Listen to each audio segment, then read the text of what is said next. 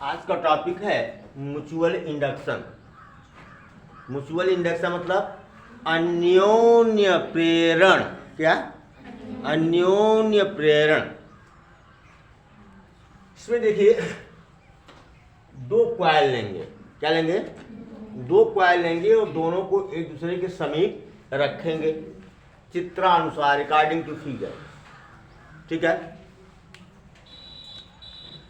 अब देखिए होगा क्या, जैसे ही यहां स्विच को हमने ऑन किया, क्या किया? ऑन किया, तो क्या होगा? ये करंट एकाएक अपने एक्सट्रीम वैल्यू तक नहीं पहुंच पाएगा, शिखर मान तक। क्यों? क्योंकि इसमें, इस प्राइमरी कॉइल में, इसको हम प्राइमरी कॉइल ले रहे हैं, इसको सेकेंडरी कॉइल ले रहे हैं। तो प्राइमरी कॉइल में क्या होगा? मैग्नेट, भाई धीरे देखिए, पहले हमने कहा कि एकाएक धारा अपने मैक्सिमम वैल्यू तक नहीं पहुंच पाएगा, वो धीरे धीरे धीरे धीरे पहुंचेगा। 2 सेकंड, 3 सेकंड, 4 सेकंड का चाहे जो भी समय ले ना। तो क्या होगा, इसमें मैग्नेटिक फील्ड धीरे धीरे बढ़ेगा, अपने अधिकतम मान तक पहुंचेगा। इसका मतलब मैग्नेटिक फ्लक्स या मैग्नेटिक फील्ड लाइन, चुंबकीय बल रेखाएं धीरे धीरे धीरे धीरे बढ़ेंगी। बोलो भाई। और ये magnetic field line secondary coil से ही गुजरेंगी ना। अब देखिए, तो इसका मतलब सेकेंडरी कॉइल में भी क्या, प्राइमरी कॉइल की भांति, प्राथमिक कुंडली की भांति द्वितीय कुंडली में भी मैग्नेटिक फ्लक्स क्या होगा? चेंज होगा। चुंबकीय फ्लक्स क्या होगा? चेंज होगा। तो प्राथमिक कुंडली में तो सेल्फ इंडक्टेंस की घटना तो होगी ही, स्वप्रेरण की घटना तो होगी ही इसमें, लेकिन सेकेंडरी कॉइल में भी प्रेरण की घटना होगी, स्वप्रेरण नहीं। इसके कारण ना, जब इसमें मैग्नेटिक फ्लक्स इंक्रीज करेगा, इसमें एक इलेक्ट्रोमोटिव फोर्स, विद्युत वाहक बल प्रेरित होगा, इंड्यूस्ड होगा, सुना? जिससे क्या, ठीक है, अगर ये कॉइल क्लोज्ड है, क्या है, तो इसमें एक प्रेरित धारा यानी इंड्यूस्ड करंट फ्लो करेगा ना। अब बात आती है डायरेक्शन की। क्या? हम लोग सेल्फ इंडक्टेंस में पढ़े थे, स्वप्रेरण पढ़े थे कि जो इंड्यूस्ड करंट है, इंड्यूस्ड ईएमएफ है, ये बढ़ती हुई धारा यानी इंक्रीजिंग करंट का अपोज करती है ना। तो क्या करेगा, इसमें जो इंड्यूस्ड करंट होगा वो मेन करंट के क्या होगा? अपोजिट डायरेक्शन में बहेगा, विपरीत दिशा में बहेगा कि नहीं?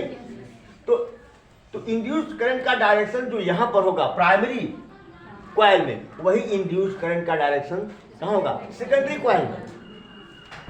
समझ में आया? अच्छा, डायरेक्शन आपने समझ लिया। यहां पर अगर यहां पर देखिए, फिर हमने दो कॉइल लिया, इसमें क्या किया हमने? देखिए एक बात ये भी है, इसे मान लीजिए यहां पर हमने कॉइल स्विच को ऑन किया, इसके बाद ही धारा को हम क्या कर सकते हैं? घटा बढ़ा सकते हैं। क्या कर सकते हैं? धारा को घटा बढ़ा सकते हैं। तो मैंने इसलिए यहां पर एक फिगर ले लिया, यहां धारा बढ़ा रहा था, यहां धारा क्या हुआ? घटा रहा था ना। और यहाँ पर देखो ये डिफ्लेक्शन शो भी करेगा ये आपका एमीटर में, ठीक ना। जब यहाँ धारा का मान हमने घटाना शुरू किया, धारा का मान घटाने का मतलब ये नहीं कि धारा का डायरेक्शन हमने चेंज कर दिया, क्यों? वैल्यू उसी घटा रहे हैं।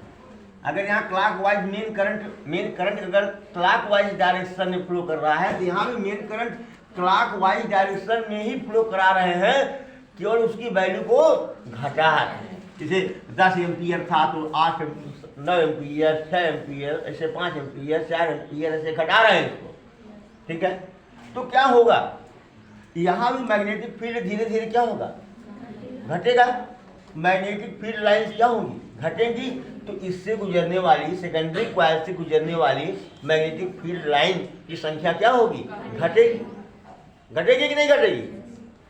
तब बताओ, जब जब सेकेंडरी कॉइल में या प्राइमरी कॉइल में क्या हो रहा है, मैग्नेटिक फ्लक्स क्या हो रहा है, चेंज हो रहा है दोनों में। यहाँ भी मैग्नेटिक फ्लक्स, मतलब सेकेंडरी कॉइल में भी मैग्नेटिक फ्लक्स चेंज हो रहा है, और प्राइमरी कॉइल में भी मैग्नेटिक फ्लक्स क्या हो रहा है, चेंज हो रहा है ना। तो दोनों में ही क्या होगा, इसमें भी इलेक्ट्रोमोटिव फोर्स, भाई सेल्फ इंडक्शन को लेके चल रहे हैं, इसमें भी इलेक्ट्रोमोटिव फोर्स इंड्यूस्ड होगा, प्रेरित विद्युत वाहक बल प्रेरित होगा, और इसमें भी प्रेरित विद्युत वाहक बल प्रेरित होगा। ओके, अब अगर ये सेकेंडरी कॉइल क्लोज्ड है, इसमें क्या होगा, एक धारा बहेगी, प्रेरित धारा बहेगी। ओके, अब डायरेक्शन देख लो, इस इंड्यूस्ड करंट का डायरेक्शन क्या होगा। अब बताओ, हमने पढ़ा था सेल्फ इंडक्शन में, if current is decreasing then induced current और induced EMF support the main current, support the. अब यहाँ क्या है, क्योंकि धारा घट रही है, मेन करंट का डायरेक्शन कह लो क्लॉकवाइज है, तो इंड्यूस्ड करंट का भी डायरेक्शन क्या होगा, क्लॉकवाइज होगा। लेंज लॉ, क्या लेंज लॉ तो पढ़ चुके हैं ना, लेंज लॉ के अनुसार। और सेकेंडरी कॉइल में भी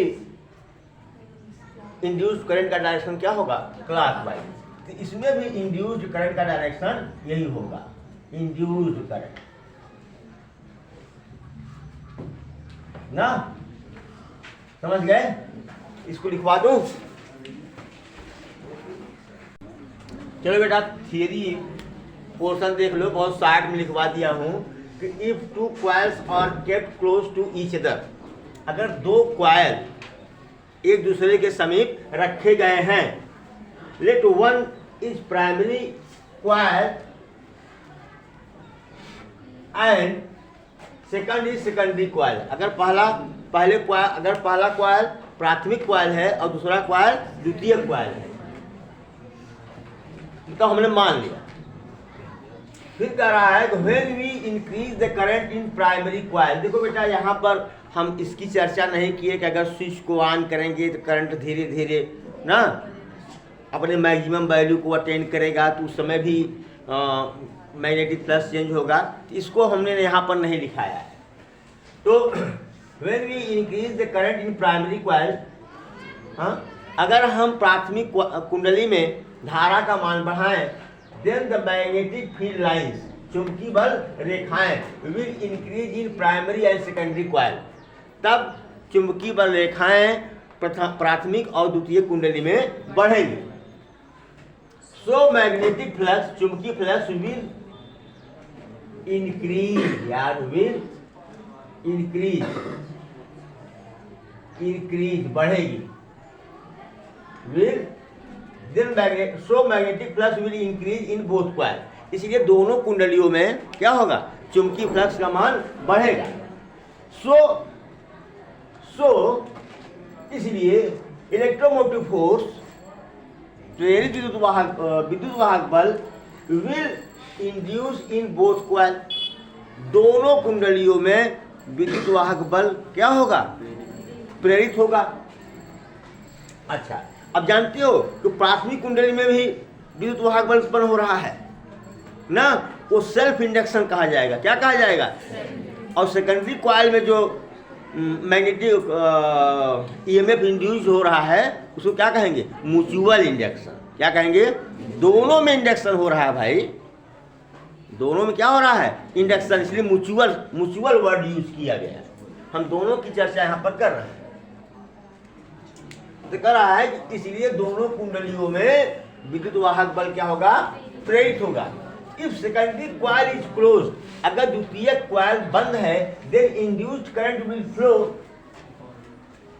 तब प्रेरित धारा बहेगी। अकॉर्डिंग टू लेंज लॉ के अनुसार इंड्यूस्ड करंट क्या करेगा, उस कारण का विरोध करेगा जिस कारण से पैदा हुआ। क्यों पैदा हो रहा है? मुख्य धारा के बढ़ने के कारण, तो ये क्या करेगा, उसको घटाने की कोशिश करेगा, उसके विपरीत दिशा में जाएगा। तो वही यहाँ पर हमने लिख दिया, according to Lenz law the induced current will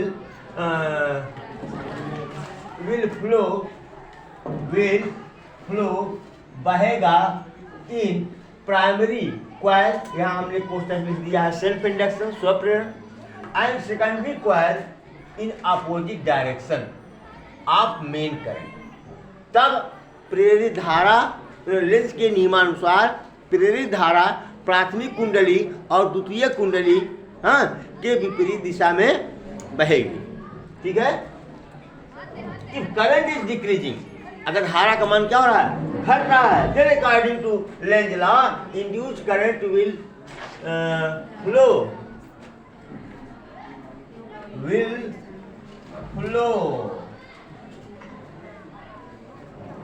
in opposite नहीं in same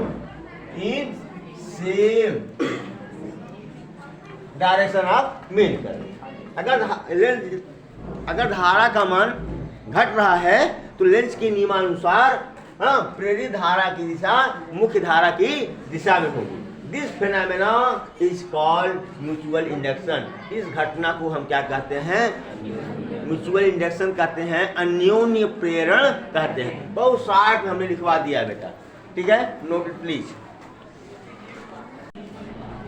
चलो, induced EMF in primary coil be E1 and in secondary coil be E2 ना। अब दोनों में मैग्नेटिक फ्लक्स लाइन बराबर मात्रा में घटेंगी बढ़ेंगी नहीं, प्राइमरी में ज़्यादा होगा सेकेंडरी में कम होगा ना। तो φ2 जो है क्या है, magnetic flux linked with secondary coil ना। लिख सकते हो कि magnetic flux linked with secondary coil ई φ2 ना इज प्रोपोर्शनल टू I। जैसे जैसे धारा का मान बढ़ाएंगे सेकेंडरी कॉइल से गुजरने वाली मैग्नेटिक फील्ड लाइंस यानी चुंबकीय बल रेखाओं की संख्या बढ़ेगी। अगर सेकेंडरी कॉइल में फेरों की संख्या कितनी हो, N2 हो, नंबर ऑफ टर्न्स क्या हो, N2 हो, N2 φ2 is proportional to I। ये बराबर कब होगा, जब ये कांस्टेंट का मल्टीप्लाई कर दे। यहाँ कांस्टेंट m का मल्टीप्लाई किया, where m is a constant, m एक नियतांक है, कॉल्ड म्यूचुअल इंडक्टेंस, जिसको अन्योन्य प्रेरकत्व कहते हैं। अब E बराबर क्या होता है बेटा, वैसे होता है माइनस E2 ले लें N2 d φ2 ओवर dt, होता है कि नहीं। हाँ, जब आप पहले फोन से मिल लें। चलो भाई, E2 इतना आ गया। अगर इसका मैग्नीट्यूड ले लें, क्या ले लें, मैग्नीट्यूड ले लें बेटा, तो क्या होगा, E2 बराबर N2 d φ, अभी बाप राष्ट्रगान। चलिए अब चलिए यहाँ पर एक क्या हो जाएगा, N2 d φ2 कितना है बेटा, या इसको हम ऐसे भी लिख सकते हैं ना, d N2 φ2 बोलो भाई ओवर dt। लिख सकते हैं कि नहीं, आप हमको बताइए। हाँ, और N2 φ2 को हम क्या लिख सकते हैं, mi, बोलो। तो dmi ओवर dt, या m बाहर ले ले, di ओवर dt, E2 बराबर आ गया। हाँ, अगर di over dt equal to 1 unit पर सेकंड ना।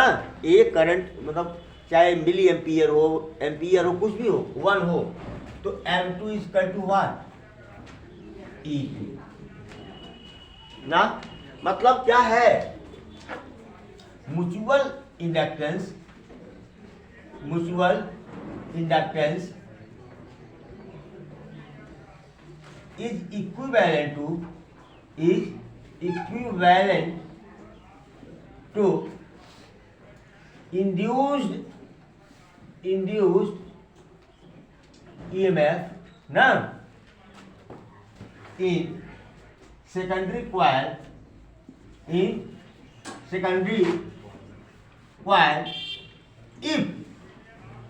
rate of change of current be 1। ठीक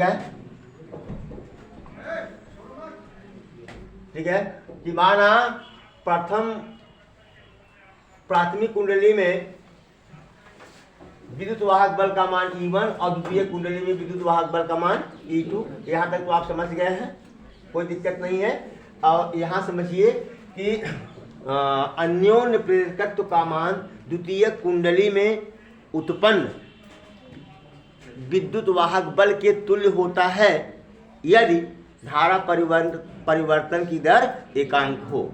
या ऐसे लिखिए, यह धारा परिवर्तन की दर एकांक हो तो द्वितीय कुंडली में उत्पन्न विद्युत वाहक बल